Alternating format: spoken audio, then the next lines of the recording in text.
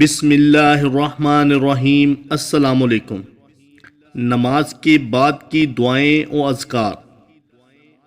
محترم ناظرین، آج ہم نماز کے بعد جو دعائیں کی جاتی ہیں، جو ذکر کیا جاتا ہے، وہ سیکھیں گے۔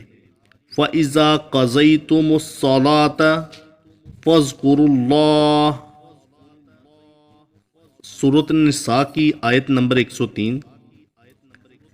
فَإِذَا قَضَيْتُمُ الصَّلَاةَ فَاذْكُرُوا اللَّهَ، اور جب تم نماز پڑھ لو تو اللہ کا ذکر کرو، اور ہر نماز کے بعد 3 بار استغفار کرے۔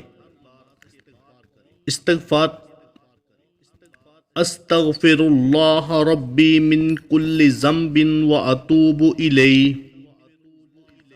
محترم ناظرین، یہ دعا رمضان کے دوسرے عشرے میں بھی پڑھی جاتی ہے، استغفار کیا جاتا ہے۔